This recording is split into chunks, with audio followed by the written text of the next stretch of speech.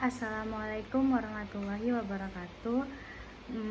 Selamat datang di video saya yang ketiga, yaitu mengenai materi tentang proses manajemen resiko. Sebelumnya, perkenalkan, nama saya Salsabila Bortarigan dengan NIM 210320020. Oke, langsung saja kita masuki materi yang pertama, yaitu mengenai proses manajemen resiko. Proses manajemen resiko merupakan bagian yang sangat penting dari manajemen resiko sebagai dasar penerapan atas prinsip dan kerangka kerja manajemen yang dibangun pada suatu organisasi. Nah, sebagaimana pada bab sebelumnya, manajemen resiko bertujuan untuk mengelola resiko sehingga kita bisa diperoleh kinerja hasil yang lebih optimal. Nah, resiko sendiri dihadapi oleh suatu organisasi juga harus dikelola agar organisasi tersebut bisa tahan. Nah, organisasi seringkali sengaja mengambil resiko tertentu karena melihat potensi dan keuntungan di balik resiko tersebut. Nah, proses manajemen resiko pada bisnis juga merupakan sebuah pendekatan sistematis untuk mengidentifikasi, menilai, dan mengelola resiko yang dapat mempengaruhi pencapaian tujuan dari sebuah organisasi. Nah, proses ini melibatkan langkah-langkah yang sudah dirancang untuk mengurangi dan menghilangkan faktor-faktor dari resiko yang dapat menyebabkan kerugian finansial, kerusakan reputasi, ataupun kegagalan dalam mencapai sebuah tujuan yang strategis. Nah, ada beberapa uraian mengenai proses manajemen resiko dalam konteks bisnis. Yang pertama, ada yang namanya identifikasi resiko. Nah, identifikasi resiko ini merupakan langkah pertama dalam sebuah manajemen resiko, yang artinya mengidentifikasi resiko yang mungkin dihadapi dari sebuah organisasi, dan ini mencakup resiko internal yang berasal dari dalam organisasi itu sendiri, seperti kegagalan proses, kesalahan dari karyawan, ataupun masalah teknis. Resiko eksternal seperti perubahan regulasi, kondisi ekonomi, bencana alam, ataupun serangan cyber juga harus diidentifikasi. Teknik yang dapat digunakan untuk mengidentifikasi resiko meliputi sebagai brainstorming, analisis SWOT, yaitu strength, weakness, opportunity, threat, dan wawancara dengan stakeholder. Yang kedua, ada yang namanya penilaian resiko. Penilaian resiko ini setelah resiko sudah diidentifikasi, langkah selanjutnya adalah menilai resiko tersebut berdasarkan kemungkinan terjadinya dan dampak yang dapat ditimbulkan. Nah, penilaian ini membantu dalam menentukan prioritas resiko, yang mana memerlukan perhatian yang lebih. Resiko dapat dikategorikan sebagai tingkat rendah, menengah, ataupun tingkat tinggi, tergantung pada kombinasi antara kemungkinan dan dampaknya. Alat dari penilaian resiko ini umumnya digunakan termasuk dari matriks resiko dan analisis kuantitatif. Selanjutnya ada yang namanya penanganan resiko. Penanganan resiko ini dipahami dengan tingkat seriusnya dari sebuah resiko tersebut. Organisasi dapat merumuskan strategi untuk mengelolanya. Ada beberapa cara untuk menangani resiko tersebut. Untuk cara menangani sebuah resiko itu, yang pertama ada penghindaran resiko. Penghindaran resiko ini bisa dilakukan dengan cara mengubah rencana ataupun proses untuk menghilangkan sebuah resiko. Yang kedua, pengurangan resiko. dengan cara mengimplementasikan langkah-langkah untuk mengurangi kemungkinan ataupun dampak dari sebuah resiko.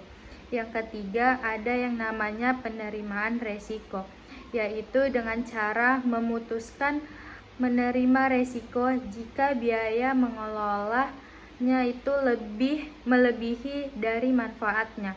Yang keempat, ada yang namanya transfer resiko.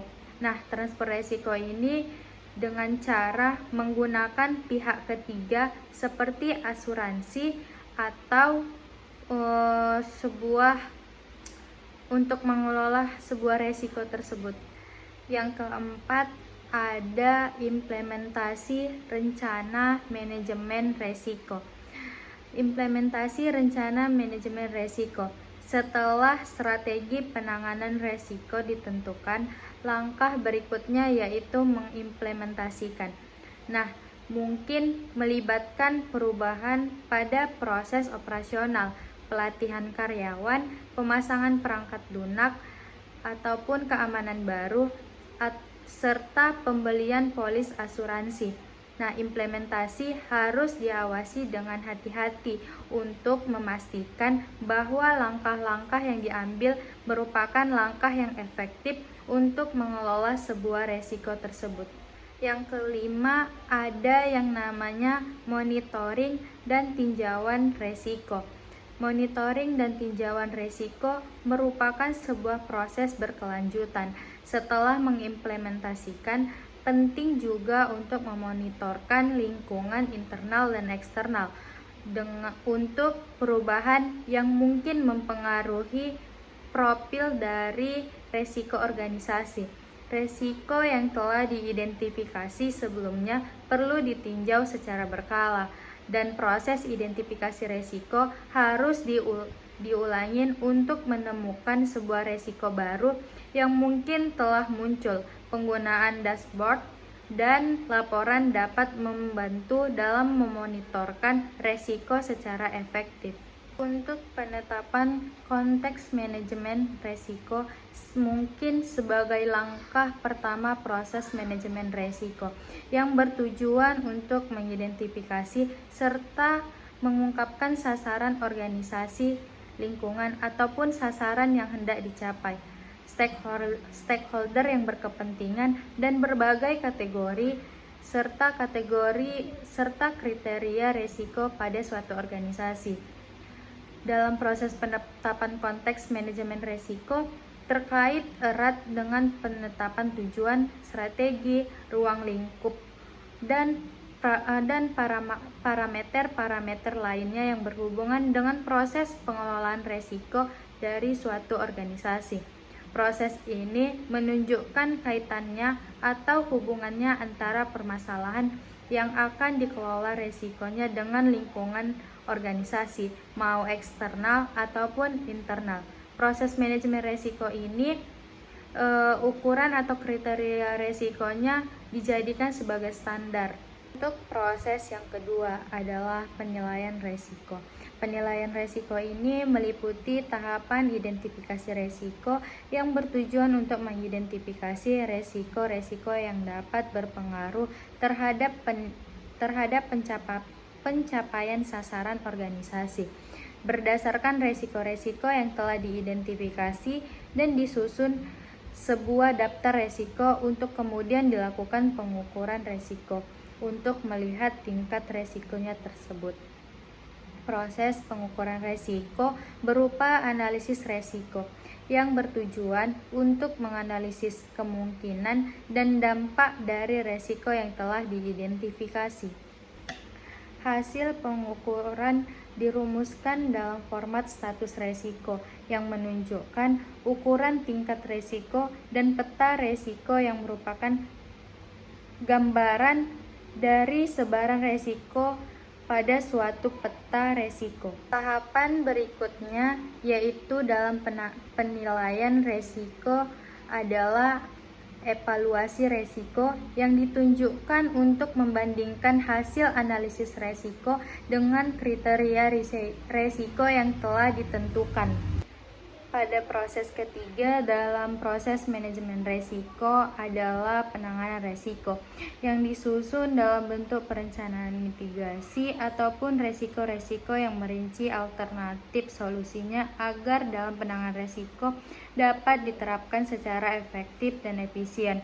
Nah, beberapa alternatif penanganan resiko yang dapat diambil antara lain bertujuan untuk menghindari resiko, memitigasi resiko, untuk mengurangi kemungkinan atau dampak mentransferkan resiko kepada pihak ketiga, dan menerima resiko. Akhir dari ketiga tahapan proses tersebut dilengkapi dengan dua proses pendukung penting, yaitu komunikasi dan konsultasi, untuk memastikan tersedianya dukungan yang memadai dari setiap kegiatan manajemen resiko dan menjadikan setiap kegiatan mencapai sasaran yang tepat. Proses selanjutnya yaitu memonitoring ataupun review yang bertujuan untuk memastikan bahwa implementasi manajemen resiko telah berjalan sesuai dengan perencanaan, serta sebagai dasar untuk melakukan perbaikan secara berkala terhadap proses manajemen resiko. Proses monitoring dan review dilaksanakan melalui evaluasi dan pemeriksaan terhadap proses bisnis yang berjalan, serta melalui pelaksanaan audit manajemen resiko.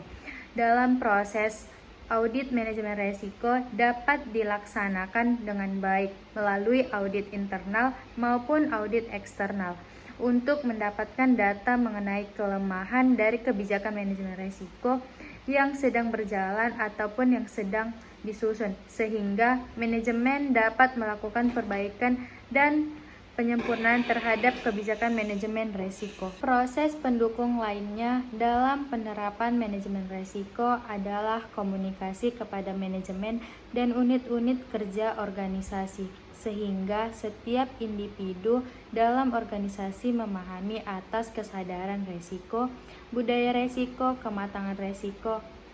Nah, proses komunikasi ini dilaksanakan sebagai upaya untuk mengukur persiapan organisasi dalam mengatasi sebuah resiko dan untuk mengevaluasi penerapan manajemen resiko tersebut.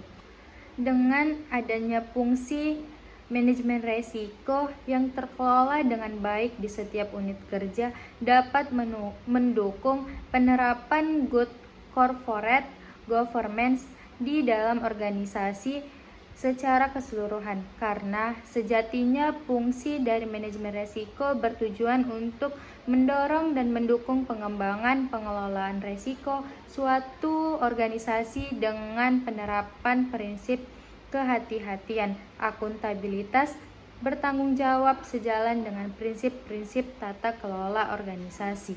Keseluruhan tahapan dari proses manajemen resiko merupakan kegiatan kriterial dalam manajemen resiko karena merupakan penerapan daripada prinsip dan kerangka kerja yang telah dibangun. Nah, proses manajemen resikonya yaitu sebagai berikut. Yang pertama ada proses manajemen resiko.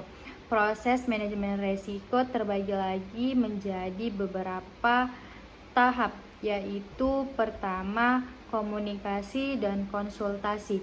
Komunikasi dan konsultasi membantu stakeholder yang relevan dalam memahami resiko sebagai dasar dalam membuat keputusan dan alasan yang dilakukannya suatu aksi yang diperlukan. Komunikasi akan meningkatkan kesadaran dan pemahaman resiko, sementara konsultasi mencakup umpan balik dan informasi yang diberikan untuk mendukung dalam pengambilan keputusan.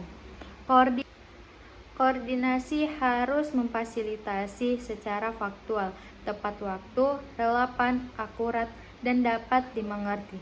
Pertukaran informasi harus memperhatikan kerahasiaan dan integritas informasi, termasuk hak cipta individu.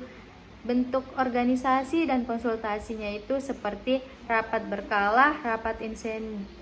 Bentuk komunikasi dan konsultasinya yaitu seperti rapat kerja berkala, rapat insidental, focused group discussion, dan forum pengelolaan resiko. Ada Beberapa contoh rencana komunikasi dalam pemangku kepentingan internal. Contohnya seperti senior manajemen tim. Nah, perantaraannya itu ada direktur utama. Disiapkan oleh GM Rice Management dan tujuannya untuk memberikan pemahaman tentang risk management dan akuntabilitas masing-masing dari pejabat. Nah, konteksnya itu dukungan terhadap pemahaman MR, kesiapan untuk menjadi risk owner, dan yang terakhir kesediaan mengikuti pelatihan terkait. Metode penyampaiannya itu rapat bersama ataupun melalui email. Pemilihan waktunya bersamaan dengan manajemen meeting, dan yang kedua itu 2 minggu sebelum pelatihan diadakan. Selanjutnya ada contoh rencana komunikasi pemangku kepentingan eksternal. Seperti pemangku kepentingannya itu supplier penting yang bertujuan mendapatkan dukungan dalam bisnis plan excite, terutama dari supply chain description dan mengidentifikasi kesiapan supplier, memiliki kemampuan untuk berpartisipasi dan mempelajari pengalaman buruk mereka. Dilakukan dengan metode wawancara, survei, ataupun dengan pelatihan. Waktunya di bulan Desember. Fasilitator unit MR ataupun unit pengadaan. Untuk proses manajemen resiko selanjutnya itu ada penetapan konteks resiko. Konteks penetapan resiko bertujuan untuk mengidentifikasi dan mengungkapkan sasaran organisasi, lingkungan di mana sasaran hendak dicapai, stakeholder yang berkepentingan, dan keberagaman kriteria resiko, di mana hal-hal ini akan membantu dan mengungkapkan serta menilai sifat dan kompleksitas dari resiko tersebut. Tahapan penetapan konteksnya seperti itu menentukan ruang lingkup dan periode penerapan manajemen resiko. Dalam menentukan ruang lingkup dan periode penerapan manajemen resiko, ada ruang lingkup penerapan manajemen resiko yang berisi tentang tugas dan fungsi unit terkait. Yang kedua, periode penerapan manajemen resiko yang berisi tentang tahun penerapan manajemen resiko tersebut. Yang kedua, menetapkan sasaran organisasi. Penetapan sasaran organisasi dilakukan berdasarkan sasaran strategis yang bertuang dalam peta strategis unit organisasi, peta strategis, rencana strategis, dan rencana kerja dokumen perencanaan strategis lainnya termasuk inisiatif strategis. Yang ketiga ada penetapan struktur unit pemilik resiko atau UPR. Struktur UPR atau struktur unit pemilik resiko di organisasi meliputi UPN kementerian atau lembaga, UPR unit eselon 1 dan UPR unit eselon 2. Yang keempat, mengidentifikasi stakeholder. Identifikasi stakeholder diperlukan untuk memahami pihak-pihak yang berintegritas dengan organisasi dalam pencapaian sasaran. Hal yang perlu dituangkan dalam identifikasi stakeholder meliputi siapa saja stakeholder unit yang berhubungan organisasi dengan stakeholder tersebut. Kelima, ada identifikasi peraturan perundang-undangan terkait. Nah, identifikasi peraturan perundang-undangan terkait diperlukan untuk memahami kewenangan, bertanggung jawab, tugas dan fungsi kewajiban yang harus dilaksanakan oleh organisasi beserta konsekuensinya. Yang keenam, menetapkan kategori resiko. Dalam menetapkan kategori resiko diperlukan untuk menjamin agar proses identifikasi, analisis, dan evaluasi resiko dilakukan secara komprehensif. Penentuan resiko didasarkan pada penyebab resiko. Kategori resiko di organisasi. Kategori resiko di organisasi terbagi menjadi 5, yaitu yang pertama ada resiko kebijakan. Resiko kebijakan didefinisikan sebagai resiko yang disebabkan oleh adanya penetapan kebijakan organisasi atau kebijakan dari internal maupun eksternal organisasi yang berdampak langsung terhadap organisasi. Yang kedua ada resiko kepatuhan. Resiko kepatuhan ini didefinisikan sebagai resiko yang disebabkan organisasi ataupun pihak eksternal tidak mematuhi dan tidak melaksanakan peraturan perundang-undangan dan ketentuan lain yang berlaku. Yang ketiga ada resiko legal. Resiko legal didefinisikan sebagai resiko yang disebabkan oleh adanya tuntutan hukum kepada organisasi. Yang keempat ada resiko fraud. Resiko ini disebabkan oleh kecurangan yang disengaja oleh pihak internal yang merugikan keuangan negara. Yang kelima, resiko reputasi. Resiko reputasi ini disebabkan oleh menurunnya tingkat kepercayaan pemangku kepentingan eksternal yang bersumber dari persepsi negatif terhadap organisasi tersebut. Terakhir ada resiko operasional. Resiko operasional ini disebabkan oleh ketidakcukupan atau tidak berfungsinya proses internal, kesalahan manusia, dan kegagalan sistem. Adanya kejadian eksternal yang mempengaruhi operasional organisasi. Pada proses manajemen resiko, pada tahap penetapan konteks resiko yang terakhir yaitu menetapkan kriteria resiko. Kriteria risiko disusun pada awal penerapan proses manajemen risiko dan harus ditinjau ulang secara berkala sesuai dengan perubahan kondisi organisasi. Kriteria risiko mencakup kriteria kemungkinan terjadinya risiko dan kriteria dampak dengan ketentuan sebagai berikut. Yang pertama, kriteria kemungkinan terjadinya sebuah risiko. Pada kriteria kemungkinan terjadinya sebuah resiko, yang pertama kriteria kemungkinan dapat menggunakan pendekatan statistik, frekuensi kejadian per satuan waktu. Yang kedua, penentuan peluang terjadinya resiko di Badan Standarisasi Nasional menggunakan pendekatan kejadian per satuan waktu, yaitu dalam periode 1 tahun. Ada 2 kriteria penentuan kemungkinan, yaitu berdasarkan persentase atas kegiatan transaksi unit yang dilayani dalam 1 tahun dan jumlah frekuensi kemungkinan terjadinya dalam 1 tahun. Yang ketiga, penggunaan kriteria kemungkinan ditentukan oleh pemilik resiko dengan pertimbangan sebagai: yang pertama, persentase digunakan apabila terdapat populasi yang jelas atas kegiatan tersebut. Yang kedua, jumlah digunakan apabila populasi tidak dapat ditemukan.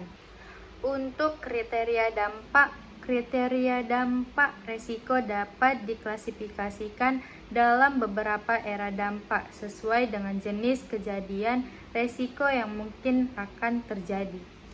Pada area dampak yang terdapat di sebuah organisasi berdasarkan area dampak yang memiliki bobot tertinggi hingga terendah, meliputi yang pertama ada fraud.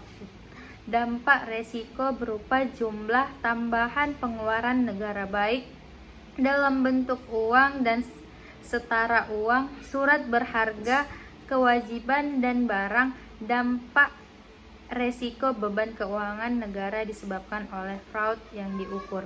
Yang kedua, penurunan reputasi. Dalam dampak resiko berupa rusaknya citra atau nama baik wibawa Badan Standarisasi Nasional yang menyebabkan tingkat kepercayaan masyarakat umum. Yang ketiga, sanksi pidana, perdata, ataupun administratif. Dampak resikonya berupa hukuman yang dijatuhkan atas perkara di pengadilan, baik menyangkut pegawai ataupun organisasi. Yang keempat, ada kecelakaan kerja. Dampak tersebut berupa gangguan fisik dan mental yang dialami pegawai dalam pelaksanaan tugas kedinasan. Nah, Proses manajemen resiko yang terakhir yaitu penetapan matriks analisis resiko dan level resiko, yaitu ada kombinasi antara level dampak dan level kemungkinan menunjukkan besaran sebuah resiko. Yang kedua, penuangan besaran resiko dilakukan dalam matriks analisis resiko untuk menentukan level resiko. Dan yang terakhir yaitu level kemungkinan terjadinya resiko, level berdampak, dan level resiko masing-masing menggunakan 5 skala tingkatan level. Untuk proses manajemen resiko pada penetapan selera resiko. Selera resiko menjadi dasar dalam penentuan toleransi resiko, yakni batasan besaran kuantitatif, level kemungkinan terjadinya, dan level dampak resiko yang dapat diterima sebagai dituangkan pada kriteria resiko. Penetapan resiko untuk setiap kategori resiko yaitu sebagai berikut. Yang pertama, ada resiko pada level rendah dan sangat rendah, dapat diterima dan tidak perlu dilakukan proses mitigasi resiko. Yang kedua, ada resiko dengan level sedang hingga sangat tinggi, seharusnya ditangani untuk menurunkan level resiko tersebut. Dan yang terakhir, ada resiko yang digambarkan sebagai berikut. Apabila level resikonya sangat tinggi dengan besaran 20-25, tindakan yang diambil yaitu perlu tindakan segera, dan level tinggi, sedang, rendah, dan sangat rendah diperlukan tindakan untuk diambil tindakan sesuai dengan resiko, sesuai dengan besaran resiko tersebut. Masuk pada penilaian resiko. Dalam penilaian resiko ada yang namanya identifikasi resiko. Pada tahap identifikasi resiko meliputi beberapa tahap, yaitu yang pertama, identifikasi resiko.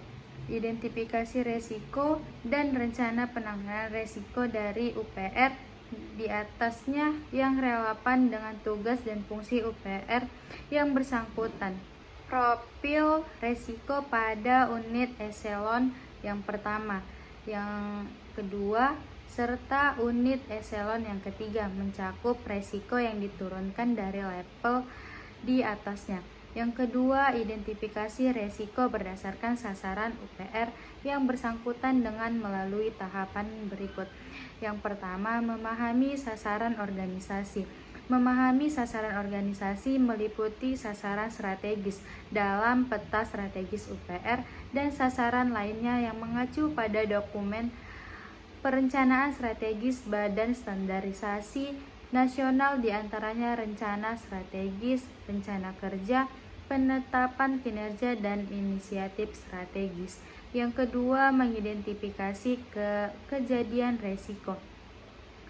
Kejadian resiko dapat berupa kesalahan ataupun kegagalan yang mungkin terjadi pada tiap proses bisnis, pelaksanaan inisiatif strategis, ataupun faktor-faktor yang mempengaruhi pencapaian sasaran dari organisasi tersebut. Kejadian dari resiko ini selanjutnya disebut resiko. Identifikasi resiko dilakukan dengan memperhatikan resiko yang terjadi pada tahun sebelumnya. Selanjutnya ada mencari penyebab. Berdasarkan resiko yang telah diidentifikasi, dilakukan identifikasi dari akar masalah yang menyebabkannya. Pemahaman mengenai akar masalah akan membantu menemukan tindakan yang dapat dilakukan untuk menangani sebuah resiko. Selanjutnya, menentukan dampak. Berdasarkan resiko dilakukan identifikasi berdasarkan dampak negatif yang mungkin terjadi. Dampak merupakan akibat langsung yang timbul dan dirasakan setelah resiko terjadi. Apabila terdapat beberapa dampak langsung, ditetapkan satu dampak yang paling besar pengaruhnya terhadap pencapaian sasaran. Penentuan area dampak mengacu pada kriteria dampak. Selanjutnya, menentukan kategori resiko. Dalam menentukan kategori resiko, resiko yang telah diidentifikasi ditetapkan sebagai kategori resiko. Setiap UPR wajib memiliki kategori resiko. Selanjutnya, menganalisis resiko. Dalam analisis resiko, ada tahapan analisis resiko. Yang pertama, menginventarisasikan sistem pengadilan internal yang telah dilaksanakan. Yang kedua, sistem pengendalian internal mencakup perangkat manajemen yang dapat menurunkan tingkat kerawanan ataupun level resiko dalam rangka pencapaian sasaran organisasi. Sistem pengendalian internal yang efektif bertujuan mengurangi level kemungkinan terjadinya sebuah resiko atau level berdampak.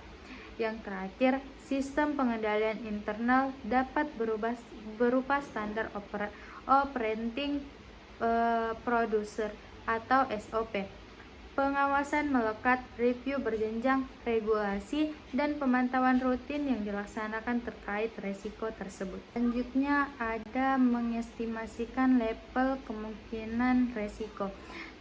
Pada estimasi level kemungkinan resiko dilaksanakan dengan mengukur peluang terjadinya resiko dalam 1 tahun setelah mempertimbangkan sistem pengendalian internal yang dilaksanakan dari berbagai faktor ataupun isu terkait resiko tersebut.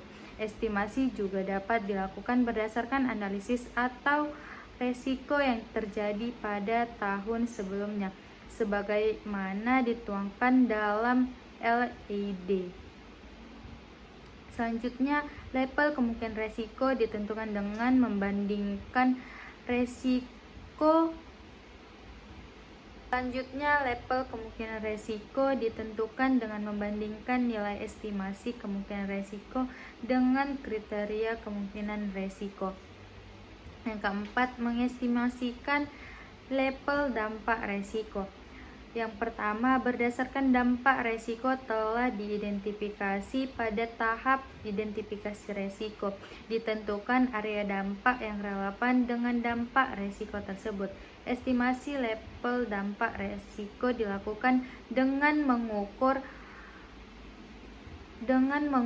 dampak yang disebabkan apabila resiko terjadi dalam 1 tahun setelah mempertimbangkan sistem pengendalian internal yang dilaksanakan dari berbagai faktor ataupun isu terkait resiko.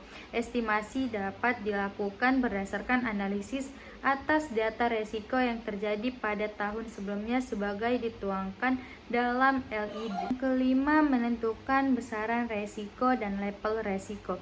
Besaran resiko dan level resiko ditentukan dengan mengkombinasikan level kemungkinan dan level dampak resiko dengan menggunakan rumus dalam matriks analisasi resiko. Yang kedua, berdasarkan pemetaan resiko tersebut diperoleh level resiko yang meliputi sangat tinggi, sedang, rendah, ataupun sangat rendah. Menyusun peta resiko. Menyusun peta resiko merupakan gambaran kondisi resiko yang mendeskripsikan posisi seluruh resiko dalam sebuah chart berupa suatu diagram kartesius. Peta resiko dapat disusun per resiko atau per kategori. Selanjutnya ada tahap evaluasi resiko. Menyusun prioritas resiko berdasarkan besaran resiko dengan ketentuan besaran resiko tertinggi dapat memprioritaskan paling tinggi. Apabila terdapat lebih dari satu resiko yang memiliki besaran resiko yang sama, maka prioritas resiko ditentukan berdasarkan urutan area dampak yang tertinggi hingga terendah sesuai kriteria dampak. Apabila terdapat lebih dari satu resiko yang memiliki besaran dan area dampak yang sama, maka prioritas resiko ditentukan berdasarkan urutan kategori resiko yang tertinggi hingga terendah sesuai dengan kategori resiko. Yang terakhir dalam mengevaluasi sebuah resiko yaitu menentukan resiko utama. Nah, dalam menentukan resiko utama, Resiko yang berada di luar area penerimaan resiko dan perlu ditangani, baik resiko yang merupakan hasil penurunan dari UPR dari atasannya maupun resiko lainnya, disebut dengan resiko utama. Jika level resiko berada pada area penerimaan resiko, maka resiko tersebut perlu ditangani. Yang kedua, setiap resiko utama memiliki suatu ukuran yang dapat memberikan informasi sebagai sinyal awal tentang adanya peningkatan besaran yang disebut indikator resiko utama. Selanjutnya ada penanganan resiko. Dalam memilih opsi penanganan resiko yang akan dijadikan ataupun yang akan dijalankan dalam opsi penanganan resiko dapat berupa yang pertama, mengurangi kemungkinan terjadinya sebuah resiko. Yang kedua, menurunkan dampak terjadinya sebuah resiko. Yang ketiga, mengalihkan resiko. Yang keempat, menghindari resiko. Dalam menghindari resiko, yaitu penanganan resiko dengan mengubah atau menghilangkan sasaran atau juga kegiatan untuk menghilangkan sebuah resiko tersebut. Opsi ini diambil apabila upaya penurunan resiko di luar kemampuan organisasi. Yang kedua, sasaran kegiatan yang terkait resiko tersebut bukan merupakan tugas dan fungsi utama dalam pelaksanaan visi dan misi sebuah organisasi. Yang ketiga, penggunaan opsi ini disetujukan oleh atasan pemilik resiko. Selanjutnya ada menerima resiko. Dalam menerima resiko, penanganan resiko dengan tidak melakukan tindakan apapun terhadap resiko tersebut. Opsi yang diambil apabila upaya penurunan level resiko di luar kemampuan dari organisasi tersebut, sasaran atau kegiatan yang terkait dari organisasi tersebut. Sasaran atau kegiatan terkait resiko tersebut merupakan tugas dan fungsi utama dalam pelaksanaan visi dan misi organisasi. Yang ketiga, penggunaan opsi ini disetujui oleh pemilik atasan pemilik resiko. Opsi penanganan resiko dapat merupakan kombinasi beberapa opsi tersebut dan sedapat mungkin diarahkan untuk mengurangi kemungkinan terjadinya sebuah resiko. Prioritas resiko penanganan resiko yang dipilih dan ditentukan berdasarkan urutan opsi penanganan sebagai berikut. Untuk selanjutnya ada yang namanya penyusunan rencana tindak penanganan resiko atau RTP. Berdasarkan opsi penanganan resiko yang telah dipilih, disusun rencana aksi penanganan resiko. Rencana aksi penanganan resiko terdiri atas rencana aksi penanganan resiko berupa rencana tindak penanganan atau RTP yang diturunkan dari unit organisasi yang lebih tinggi dan yang diterapkan pada unit organisasi tersebut. RTP bukan merupakan pengendalian internal yang sudah dilaksanakan. Dalam hal penanganan resiko yang telah dilaksanakan tidak dapat menurunkan level resiko, maka diperlukan penetapan RTP baru. Pemilihan RTP tersebut mempertimbangkan biaya dan manfaat atau nilai tambah yang diberikan bagi sebuah organisasi. RTP tersebut harus memuat informasi melalui yang pertama, kegiatan dan tahapan kegiatan berdasarkan opsi penanganan yang dipilih. Yang kedua, target output yang diharapkan atas kegiatan tersebut. Yang ketiga, jadwal implementasi kegiatan penanganan resiko. Dan yang terakhir ada penanggung jawab yang berisi unit yang bertanggung jawab dan unit pendukung. Dalam penanganan resiko yang berhasil menurunkan level kemungkinan atau level dampak dimasukkan sebagai aktivitas pengendalian pada periode berikutnya, kecuali rencana penanganan resiko yang bersifat proyek. Nah, yang pertama, menetapkan level resiko residual harapan. Nah, level resiko residual harapan merupakan target level resiko apabila penanganan resiko telah dijalankan. Penetapan resiko residual mempertimbangkan perubahan level kemungkinan atau level dampak. Yang kedua, menjalankan RTP. Dalam pelaksanaan RTP dituangkan dalam tabel manajemen resiko serta capaian target output kegiatan tersebut. Yang ketiga, memantau resiko tersisa. Setelah kegiatan penanganan resiko dilaksanakan secara optimal, maka terdapat resiko yang tersisa. Resiko ini harus diketahui dan dipantau perkembangannya. Dalam pemantauan dan tinjauan atau review. Bentuk pemantauan dan tinjauan review.